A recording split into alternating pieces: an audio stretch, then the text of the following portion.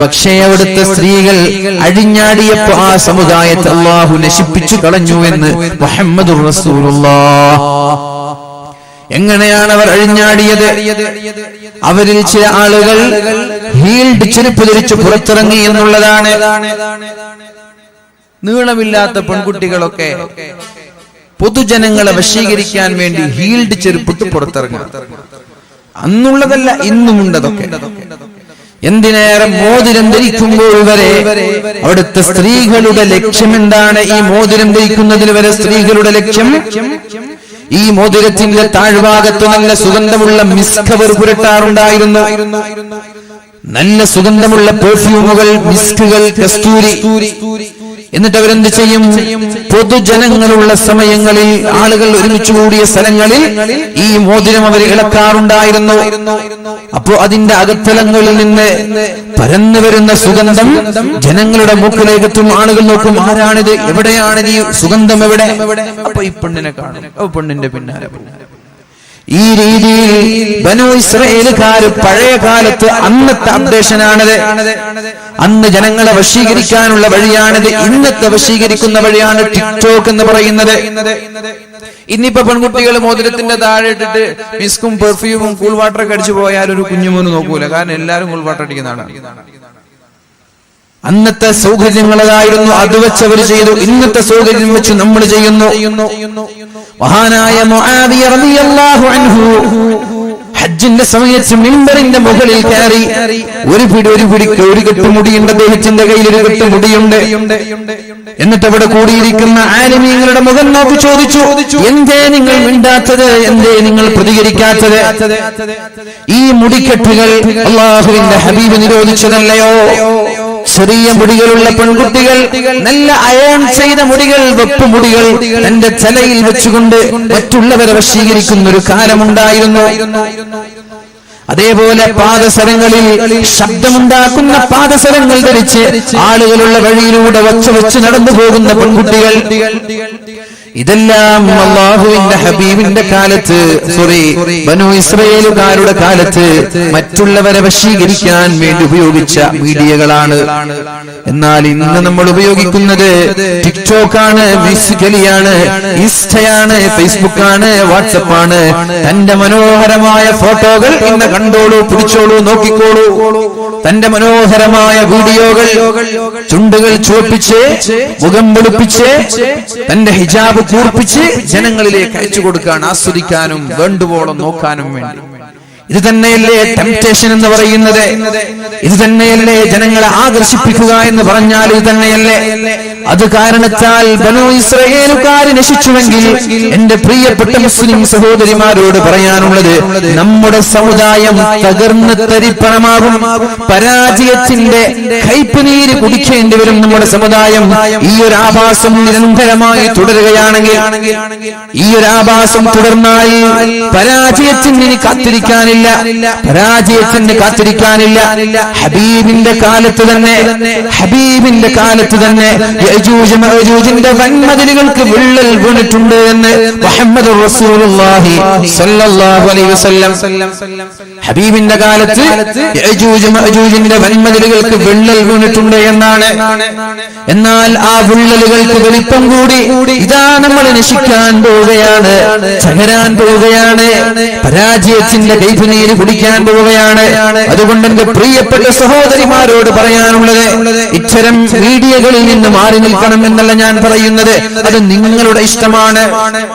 ഹലാലായ രീതിയിൽ എങ്ങനെ ഉപയോഗിക്കാൻ പറ്റുമെന്ന് നിങ്ങളാണ് ആലോചിക്കേണ്ടത്. അപ്പൊ നമ്മൾ എന്ത് ചെയ്യണം? എന്താണ് ഇനി നമ്മൾ ചെയ്യേണ്ടത്? നമ്മുടെ വീഡിയോകളും നമ്മുടെ ഫോട്ടോകളും നമ്മുടെ ഫാമിലി സർക്കിളിന്റെ അകത്ത് തന്നെ ആയിക്കോട്ടെ, പുറം ലോകത്തേക്ക് വേണ്ട, പൊതുജനങ്ങളുടെ മുമ്പിലേക്ക് വേണ്ട. നിന്റെ ആങ്ങളമാർ, നിന്റെ ഭർത്താക്കന്മാർ, നിന്റെ മക്കള്, നിന്റെ വീട്ടുകാർ കണ്ടോട്ടെ, കുഴപ്പമില്ല. നിന്റെ അഭിനയം, നിന്റെ സൗന്ദര്യം, നിന്റെ ശരീരം, നിന്റെ വസ്ത്രം, നിന്റെ എല്ലാ ആക്ഷനുകളും നിന്റെ വീട്ടുകാർ കണ്ടോട്ടൊരു കുഴപ്പമില്ല. പക്ഷേ പൊതുജനങ്ങളുടെ മുമ്പിലേക്ക് പ്രദർശിപ്പിക്കുന്നത്, അന്യപുരുഷന്മാരുടെ മുമ്പിലേക്ക് നീ പബ്ലിഷ് ചെയ്യുന്നത് തെറ്റ് തന്നെയാണ്. മുസ്ലിം സമുദായത്തിന് തെറ്റാണ്. ഇനി ലിബറലിസം തലക്ക് പിടിച്ച ആളുകൾ, സോഷ്യലിസം തലക്ക് പിടിച്ച ആളുകൾ, യുക്തിവാദം തലക്ക് പിടിച്ച ആളുകൾ, ഫെമിനിസം തലക്ക് പിടിച്ച ആളുകൾ, നിങ്ങൾക്ക് സുഖമില്ലേ എന്ന് ചോദിച്ചാൽ പറയാനുള്ളത് ഇത് എന്റെ അഭിപ്രായമല്ല, മുസ്ലിമീങ്ങൾ പറയുന്നത് അള്ളാഹുവിന്റെ തീരുമാനമാണ്, അള്ളാഹുവിന്റെ പരിശുദ്ധ ഖുർആനിന്റെ തീരുമാനമാണ്, നമ്മുടെ സ്വയം തീരുമാനമല്ല നമ്മൾ ഇവിടെ പറയുന്നത്. അതുകൊണ്ട് അംഗീകരിക്കേണ്ടവർക്ക് അംഗീകരിക്കാം, അല്ലാത്തവർക്ക് തള്ളിക്കളയാം. ലക്കും ദീനുക്കും വലിയ ദീൻ, നിങ്ങൾക്ക് നിങ്ങളുടെ മതം, ഞങ്ങൾക്ക് ഞങ്ങളുടെ മതം. ഞങ്ങളത് പറയും, മുസ്ലിമീങ്ങളായ കാലത്തോളം ഞങ്ങളത് പറയും, പറഞ്ഞുകൊണ്ടേയിരിക്കും. നന്നാവേണ്ടവർക്ക് നന്നാവാം, അല്ലാത്തവർക്ക് ഒഴിവാവാം. ഈ അടുത്ത് എ റഹ്മാന്റെ ഒരു മകളുടെ ഫോട്ടോ ഫേസ്ബുക്കിലൊക്കെ ഒരു പ്രാകൃത വേഷം എന്ന രീതിയിൽ പലരും ഷെയർ ചെയ്യുകയുണ്ടായി. എ റഹ്മാന്റെ എന്തോ ഒരു അവാർഡ് വേളയിൽ അദ്ദേഹത്തിന്റെ മകൾ പർദ്ദ ധരിച്ചു, മുഖം മറച്ചു, എന്നിട്ട് മുഖവും മുഖയും ഒന്നും കാണാതെ ഏതോ ഒരു അവാർഡ് സ്വീകരിക്കാൻ വേണ്ടി വന്ന ഒരു ഫോട്ടോ. അദ്ദേഹത്തിനെതിരെ പലരും കുതിര കയറി. നിങ്ങൾ ഇങ്ങനെയാകുമെന്ന് ഞങ്ങൾ വിചാരിച്ചില്ല, ഇത്രത്തോളം അപരിഷ്കൃതനാകുമെന്ന് വിചാരിച്ചില്ല. അദ്ദേഹം എന്ത് ചെയ്തു? അദ്ദേഹത്തിന്റെ ഭാര്യയുടെയും മറ്റൊരു മകളുടെയും ഫോട്ടോ അദ്ദേഹം ഫേസ്ബുക്കിൽ ഇട്ടിട്ട് പറഞ്ഞു, അതവളുടെ ഇഷ്ടമാണ്, ഞാനവളെ തടയാൻ പോയില്ല.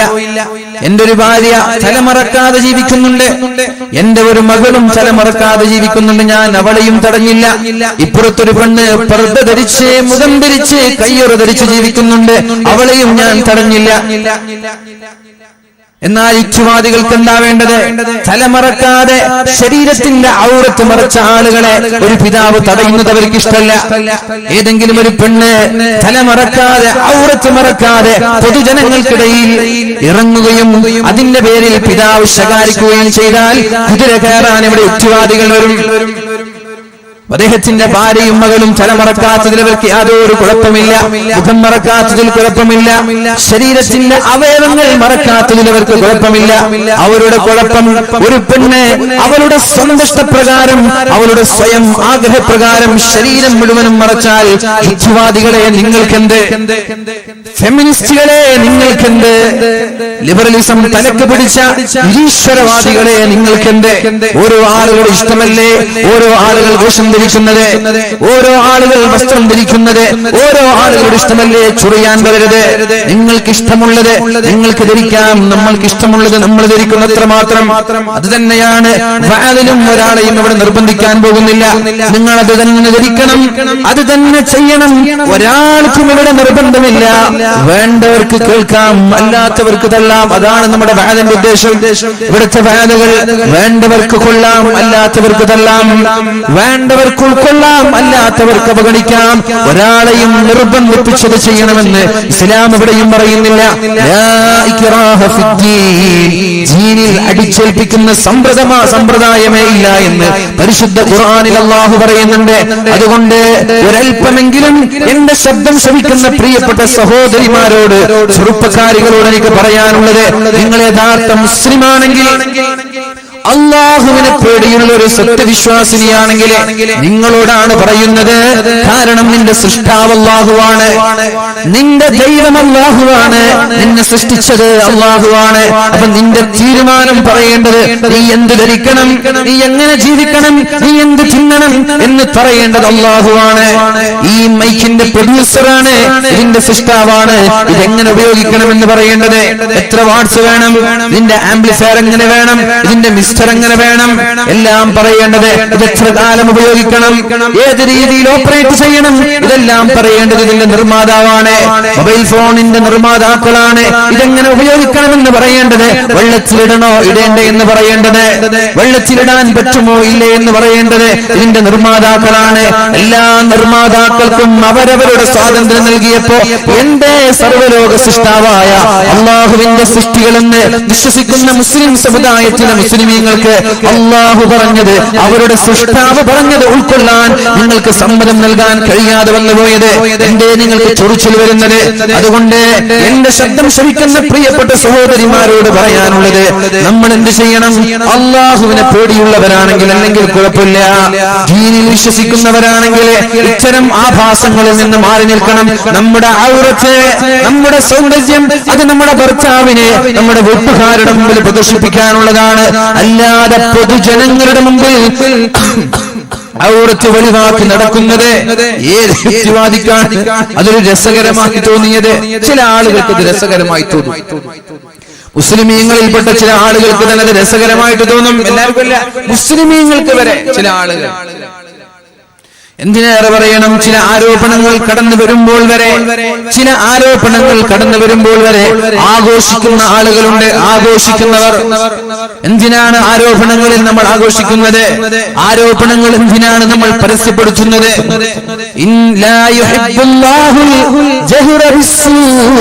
അല്ലാഹുവിന് തിന്മയെ ഒരിക്കലും പരസ്യപ്പെടുത്തുന്നത് അല്ലാഹുവിന് ഇഷ്ടമല്ല. തിന്മകളെ പരസ്യപ്പെടുത്തുന്നത് അല്ലാഹുവിന് ഇഷ്ടമല്ല എന്ന് അല്ലാഹു തആല പരിശുദ്ധ ഖുർആനിലൂടെ നമ്മൾക്ക് പഠിപ്പിച്ചു തരുന്നുണ്ട്. ആര് തിന്മ ചെയ്താലും അത് പരസ്യപ്പെടുത്താൻ പാടില്ല എന്നാണ്.